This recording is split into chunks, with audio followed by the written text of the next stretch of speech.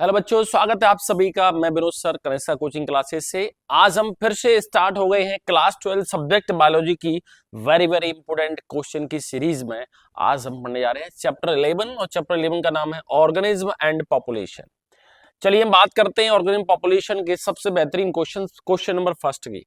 Orchid plant is growing on the branch of mango tree. Orchid plant है वो mango tree है, उसकी branch पर, उसकी शाखा पर ग्रोथ करता है। How do you describe this interaction between the orchid and mango tree. इस इंटरेक्शन को, जो मैंगो ट्री और ऑर्किड प्लांट के बीच में इंटरेक्शन है, उसको आप आखिर कैसे समझाएंगे। चलिए हम बात करते हैं ऑर्किड प्लांट की। Orchid plant is the example of epiphytic plant. Orchid plant epiphytic plant का एक एग्जांपल है। अब एपीफाइटिक प्लांट होते क्या है? एपीफाइटिक प्लांट्स और epiphytes are autotrophic green plants. Autotrophic हुआ करते हैं, इसका मतलब ये हुआ कि मैंगो ट्री पर ये ग्रोथ भले ही करते हैं लेकिन ये अपने खाना खुद बना लेते हैं। फोटोसिंथेसिस होती है इनमें। Make their own food by the process of photosynthesis. अपना खाना फोटोसिंथेसिस प्रोसेस से ये बड़ी आसानी से बना लेते हैं। Their hygroscopic hanging roots absorb moisture from the atmosphere. इनकी रूट्स जो हवा में हुआ करती हैं, ये हवा में लटकी हुई जो रूट्स हुआ करती हैं, वो एटमॉस्फेयर से मॉइस्चर को एब्जॉर्ब कर लेती हैं।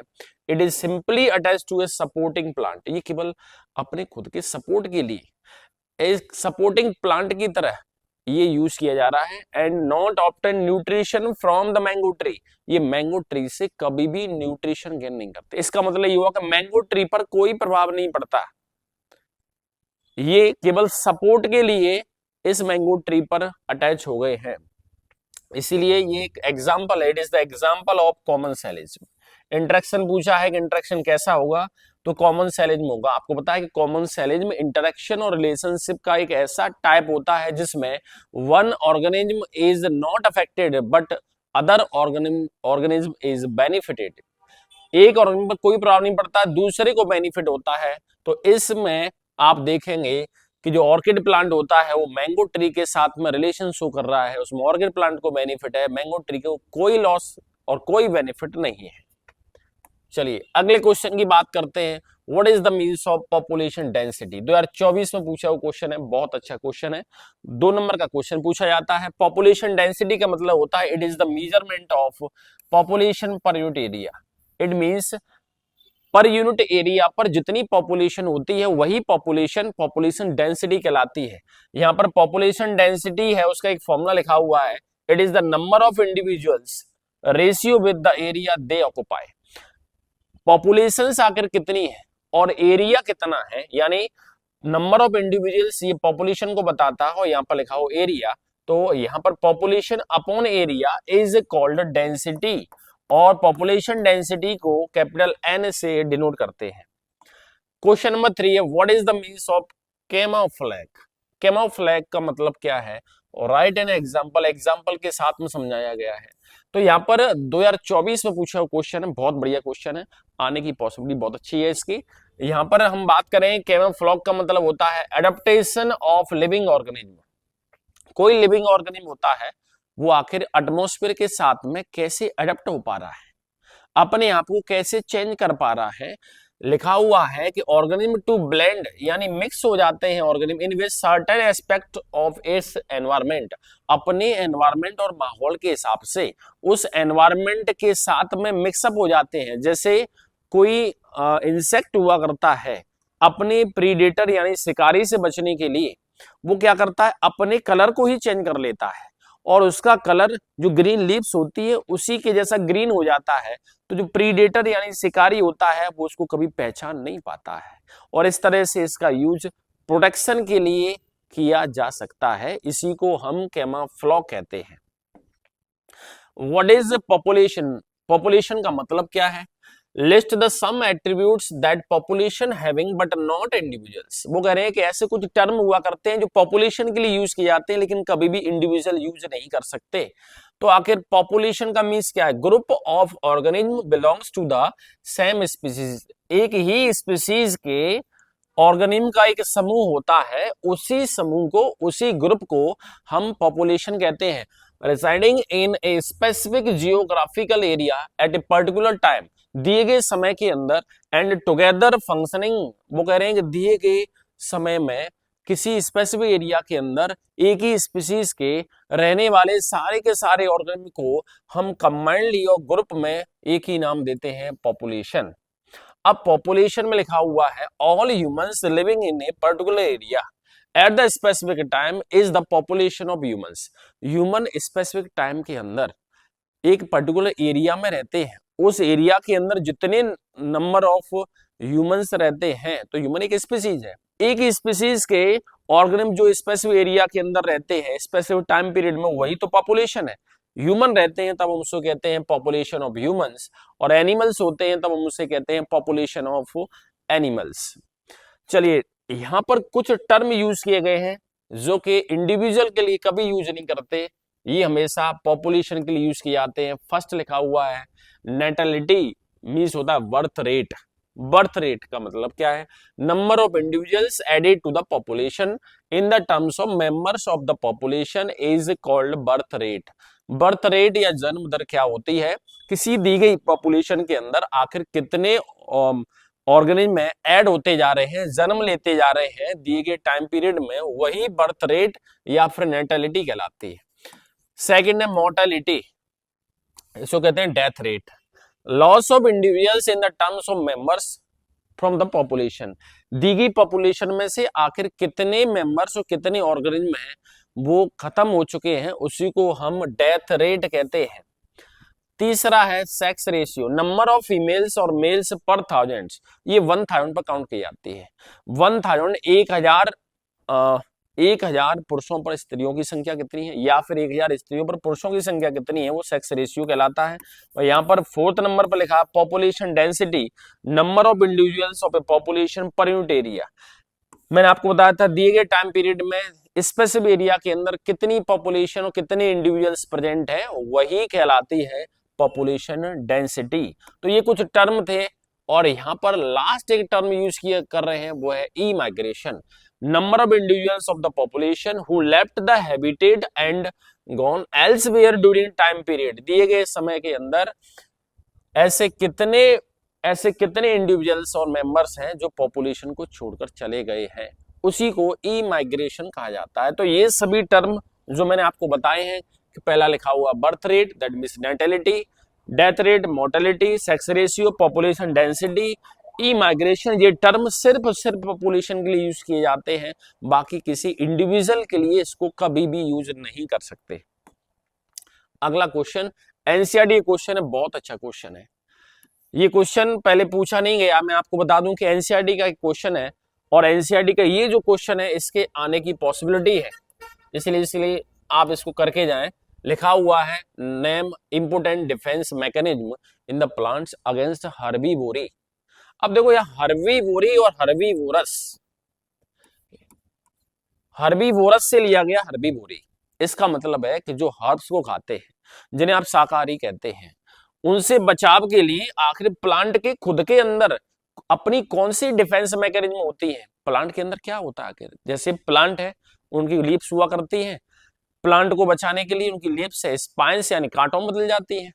प्लांट्स के अंदर कुछ केमिकल्स रिलीज होते हैं जो लीव्स के अंदर से रिलीज होते हैं, जब कोई इंसेक्ट खाएगा तो इंसेक्ट खत्म हो जाता है, कोई एनिमल्स खाएगा तो वो खत्म हो जाता है। इसका मतलब ये हुआ कि प्लांट्स के अंदर वाकई में देखा जाए तो अपने आप को बचाने के लिए कुछ मैकेनिज्म होती है, इसी को प्लांट्स की डिफेंस मैकेनिज्म कहते हैं। चलिए हम बात करते हैं, in plant various adaptation have been developed to protect them from herbivorous animals. शाकाहारी जितने भी जंतु हुआ करते हैं उनसे बचने के लिए प्लांट्स में खुद के अंदर कुछ एडेप्टेशन होते हैं, कुछ बदलाव होते हैं। सम एडेप्टेशंस आर, कुछ तो ऐसे होते हैं जो मॉर्फोलॉजिकल होते हैं, बाहर से दिखते हैं, और कुछ ऐसे हुआ करते हैं जो कि रियलिटी में कुछ केमिकल्स के रिलीज होने की वजह से बनते हैं। तो यहां पर हम बात करें मॉर्फोलॉजिकल एडेप्टेशन। मॉर्फोलॉजिकल एडेप्टेशन का मतलब होता है कि बाहर से आकर क्या चेंज हुआ। तो देखिए सबसे पहले leaves are modified into spines. Opuntia के अंदर पत्तियां होती हैं, कांटों में बदल जाती है। अब कोई एनिमल्स उसको खाने आएगा तो उसको चुभेंगे कांटे और वो प्लांट को नहीं खा पाएगा। Modification of stem into thorn, यहां पर देखा जाए तो बड़े बड़े कांटे होते हैं जो चौड़े हुआ करते हैं। बोगनविलिया के अंदर देखा जाए तो स्टेम से थॉर्न यानी मोटे कांटे बन जाते हैं। These armed pointed structure protect the plants from herbivorous animals. Presence of dense hair on the leaves, पत्तियों को बचाने के लिए इन पर बहुत सारे हेयर्स हुआ करते हैं। एंड ग्रीन टेंडर स्टेम लिखा हुआ है, as a result many insects become unable to make contact with the main part of the plant. Plant के मुख्य पार्ट को बचाने के लिए प्लांट क्या करते हैं, प्लांट की जो लीव्स हुआ करती हैं वो चेंज हो जाती हैं किसमें, स्पाइन्स में। प्लांट्स के जो स्टेम हुआ करते हैं वो थॉर्न बना लेते हैं। प्लांट्स की जो लीफ होती है उन पर ढेर सारे हेयर्स आ जाते हैं, जिनकी वजह से प्लांट अपने आप में बचाव कर पाते हैं। कुछ केमिकल चेंज देखिए, केमिकल चेंज में हम देखेंगे तो सबसे बढ़िया पहला चेंज देखो यहां पर क्या होगा। फर्स्ट जो चेंज आता है, मैनी प्लांट डेवलप बिटर और पॉइजनस सब्सटेंस। कुछ प्लांट ऐसे होते हैं जो कड़वे पदार्थ निकालते हैं, जहरीले पदार्थ निकालते हैं। एनिमल्स जब इनको खाते हैं तो धीमे धीमे बीमार पड़ जाते हैं। Cardiac glycosides are found in Calotropis procera. Calotropis procera plant के अंदर कार्डियक ग्लाइकोसाइड हुआ करते हैं। Consumption of some plants make the animal sick. वो कह रहे हैं कुछ प्लांट ऐसे होते हैं जिनके कुछ पार्ट को खा जाए तो बीमार पड़ जाएंगे एनिमल्स, और साथ साथ में उनकी फीडिंग हैबिट बदल जाती है, उनका डाइजेशन खराब हो जाता है, इसलिए एनिमल्स उनको नहीं खाते हैं। Some chemicals made by the plant disrupt the reproduction of animals. को कह रहे हैं कि कुछ केमिकल्स ऐसे होते हैं प्लांट से रिलीज जरूर होते हैं, एनिमल्स के रिप्रोडक्शन को कमजोर बना देते हैं। जैसे quinine, nicotine, strychnine, caffeine, opium are same type of chemicals produced by the plant to check the herbivorous. ये वो कुछ केमिकल्स होते हैं जो रियलिटी में हर्बीवोरस की एक्टिविटी को कंट्रोल करते हैं, रोकते हैं। इसीलिए हम इनको कहते हैं कि डिफेंस मैकेनिज्म आखिर प्लांट के अंदर कैसे होती है। बहुत ही बेहतरीन क्वेश्चन है, इसको करके जाएंगे सभी।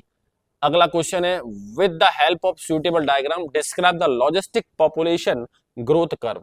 देखिए पॉपुलेशन का एक कर्व होता है जिसको हम लॉजिस्टिक पॉपुलेशन ग्रोथ कर्व कहते हैं।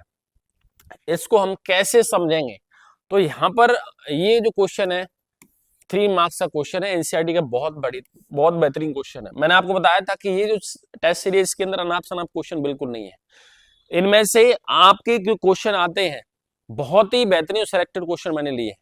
आप देख सकते हैं कि एनसीईआरटी का क्वेश्चन है और एनसीईआरटी क्वेश्चन में लिखा है logistic population growth curve usually observed. किसके अंदर देखते हैं, मुख्य रूप से ईस्ट सेल के अंदर, जिसको हमने कल्चर मीडियम के अंदर बनाया है। इसमें कुछ फेज दिखाई देती है। सबसे पहले फेज का नाम लिखा हुआ है द लैग फेज। देखो यहां पर हम फेज की बात करें तो लैग फेज दूसरी, एक्सपोनेंशियल फेज और तीसरी है पॉजिटिव एक्सीलरेशन फेज, और 4th नंबर की है नेगेटिव एक्सीलरेशन फेज, और 5th नंबर की स्टेशनरी फेज। सबसे पहले हम बात करें कि रियलिटी में इनमें है क्या एक्चुअली, तो देखिए यहाँ पर मैं आपको बता दूं कि सबसे पहले जब ईस्ट सेल का हम कल्चर मीडियम बनाते हैं, अब कल्चर मीडियम के अंदर जितने भी न्यूट्रिएंट होते हैं उनको ईस्ट सेल यूज करती है। तो शुरुआत में उसकी ग्रोथ है बहुत धीमे धीमे होती है, ये देखिए शुरुआत में ग्रोथ धीमे धीमे हो रही है, ये लैग फेज कहलाती है। फिर धीमे धीमे बढ़ती है, ये एक्सीलरेशन फेज कहलाती है। और उसके बाद पॉजिटिव एक्सीलरेशन के बाद में धीमे धीमे डाउन होती है, ये negative acceleration that mean D acceleration कहलाती है। और फिर एक टाइम ऐसा आता है कि ये स्टेबल हो जाती है, अब इसमें ग्रोथ नहीं होती। क्यों, जितने भी कल्चर मीडियम के अंदर न्यूट्रिएंट होते हैं उन सबको ये यूज कर लेते हैं, इसीलिए ये वाली फेज है स्टेशनरी और स्टेडी स्टेट कहलाती है। तो हम बात करेंगे phase, first phase lag phase, second phase होती है वो एक्सीलरेशन यानी पॉजिटिव एक्सीलरेशन इसे आप कहते हैं। सेकंड जो थर्ड फेज हुआ करती है वो यहाँ पर डी एक्सीलरेशन फेज है जो कम हुआ करती है यहाँ पर। उसके बाद एक फेज आती है इसमें एक्सपोनेंशियल ग्रोथ हुआ करती है वो वाली फेज, और लास्ट में जाकर ये स्टेबल हो जाती है। इसलिए ये जो कर्व है इसमें हम ये याद रखेंगे कि यहाँ पर एक्स एक्सिस है वहां पर हमने टाइम लिया है, वाई एक्सिस है वहां पर अपने पॉपुलेशन डेंसिटी ली है। इसके बीच में ग्राफ प्लॉट करेंगे। मैं आपको बता देता हूं कि इस ग्राफ के अंदर जो फेज है वो कुछ इस तरह से है। लैग फेज के अंदर पॉपुलेशन ईस्ट सेल है, शुरुआत में रिसोर्सेज लिमिटेड हुआ करते हैं इसलिए उनकी ग्रोथ है शुरुआत में बहुत धीमे होती है। सेकंड है एक्सपोनेंशियल फेज, अब जितनी भी ईस्ट सेल हुआ करती हैं वो उस कल्चर मीडियम के न्यूट्रिएंट को यूज करना स्टार्ट करती है और ये धीमे धीमे बहुत तेजी के साथ में ग्रोथ करती है, इसलिए इसको एक्सपोनेंशियल फेज कहते हैं। और उसके बाद ये ग्रोथ एक लिमिटेड एरिया तक हुआ करती है, वहां पर हम इसे कहते हैं ये पॉजिटिव एक्सेलरेशन फेज है। और उसके बाद 4th नंबर आता है जब यहाँ पर रेजिस्टेंस डेवलप हो जाता है क्योंकि ढेर सारे न्यूट्रेंट हैं वो आपने यूज कर लिए हैं, तो नेगेटिव एक्सीलरेशन है, उसके बाद लास्ट में न्यूट्रेंट यूज करने के लिए बचते ही नहीं है, इसीलिए ग्रोथ स्टेबल हो जाती है, उसी को हम स्टेशनरी फेज कहते हैं। चलिए यहाँ पर अगले क्वेश्चन की बात करते हैं कि define the following with some example.